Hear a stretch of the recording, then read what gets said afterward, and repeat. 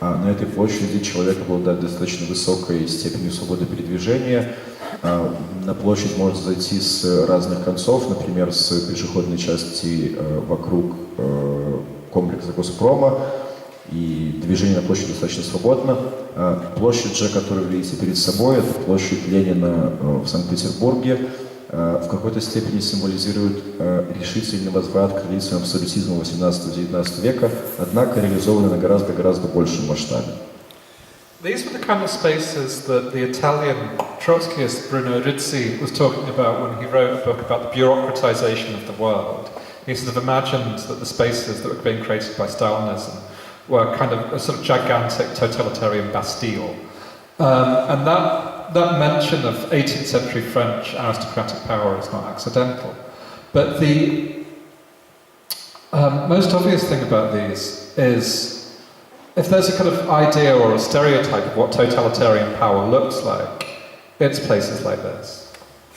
И, собственно, эта площадь у многих критиков бюрократизированного советской версии социализма вызывает ассоциации с французской тюрьмой Бастилия, но это можно обсуждать, однако, тем не менее, несомненно, что именно вот такой вот вид является самым характерным представлением того, что представляет из себя площадь тоталитарного государства. Now, whether or not this determines how people use that space is quite dubious. I think there's often an idea that if a space is totalitarian, people act in a totalitarian way, and it makes them sort of scuttle away, frightened by the gigantic Lenin statue that's pointing right at them. If you go to the square today, it's mainly full of skateboarders.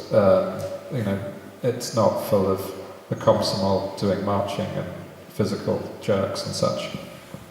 Однако является большим вопросом, в какой степени тоталитарность площади выражается в том, что те, кто в ней находится, начинают вести себя так, как вроде бы должны вести себя жители тоталитарного государства. То есть едва ли можно утверждать, что те, кто попадают на площадь, в ужасе разбегаются от указующего перста Ленина. В данный момент, если мы зайдем на площадь, то увидим, что в основном она наполнена скейтбордерами, а никак не комсомольцами, которые бы делали какие-то физические упражнения на ней. So, how to put this? Although this is not necessarily how they are used now, this is certainly how they were intended. These were intended to be symbolic spaces of state power that were designed to dominate and intimidate. And it's no accident that after 1945, very similar spaces are exported to the new satellite countries.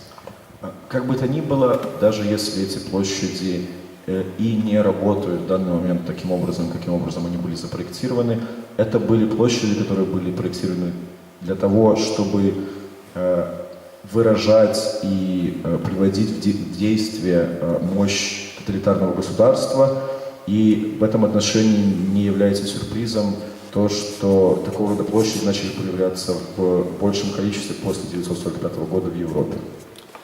So, I didn't see Mihal's lecture, but I assume some of this will be familiar to you from what Mihal has said. But lots of these new spaces were built pretty much in every capital of the countries that constitute the Warsaw Pact. Pretty much the only capital cities that I know of that don't have somewhere like this are Prague and Budapest. And they are quite quickly politically contested. A lot of critics at the time, such as the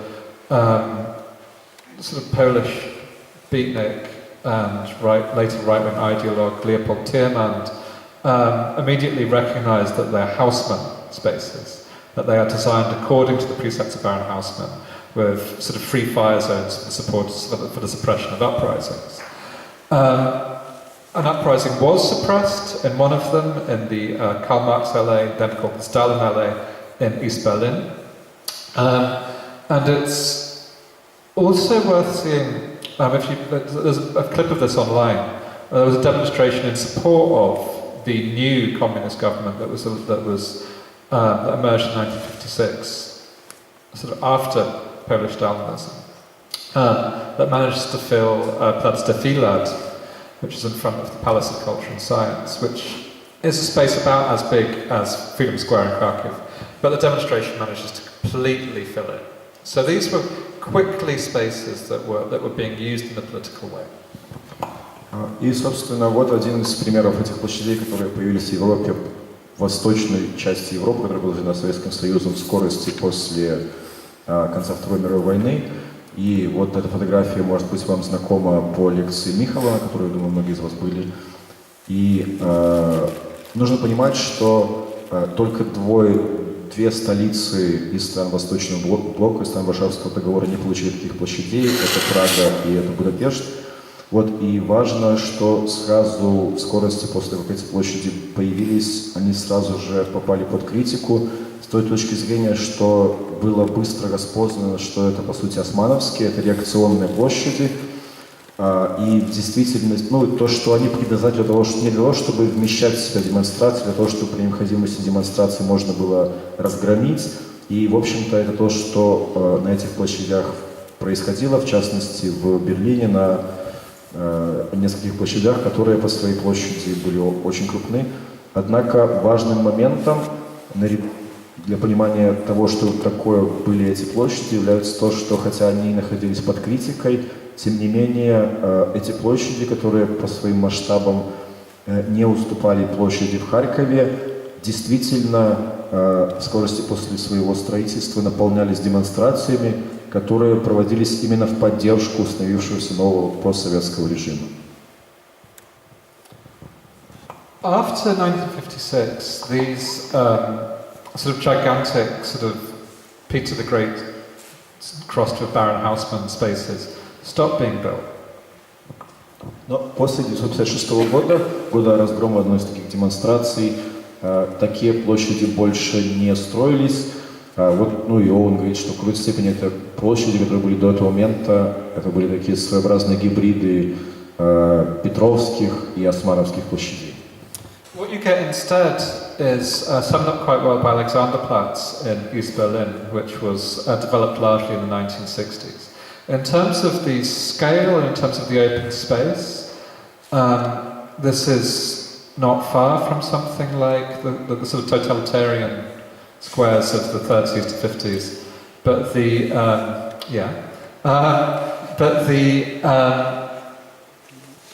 architectural aesthetic has changed in quite significant ways. There's a sort of return to modern architecture of some sort. There's a move away from monumental symmetry.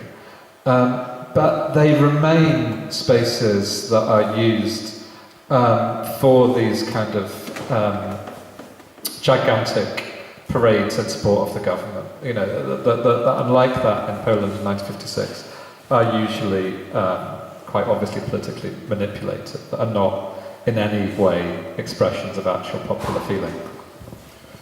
И, собственно, площади, которые строились после 1956 года, были в значительной степени подобны площади Александрплац, которая была построена в Берлине после 60-х годов.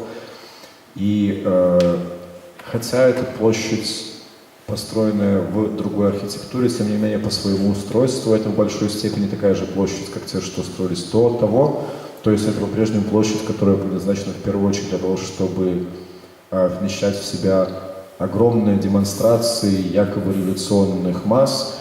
Однако, несмотря на свой новый и другой архитектурный характер, это по-прежнему в большой степени такие же площади, как и раньше. Площади, на которых в большой степени мы видим толпы людей в какой-то степени манипулятивным образом загнаны на эти площади.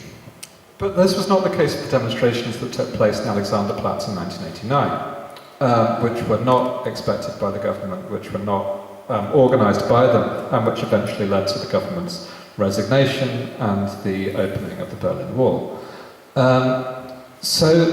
Again, these spaces that were designed for a sort of fake politics eventually became used for a sort of politics that they weren't expecting, a politics that eventually led to the regime's collapse or suicide or overthrow, depending on your opinion. Вот. Ну и, собственно, тем не менее, На этих площадях происходили также и демонстрации, которые вовсе не были предвидены теми режимами, которые создали эти площади. Одним из примеров таких демонстраций является протест в Берлине в 1989 году, которые, собственно, и привели к падению режима и, в свою очередь, падению Берлинской стены. И таким образом можно наблюдать, как площади, которые были спроектированы для того, чтобы вмещать в себя поддельные демонстрации, в какой-то момент стали сценой настоящих демонстраций, настоящих протестов, которые приводили, в свою очередь, к реальному падению режима.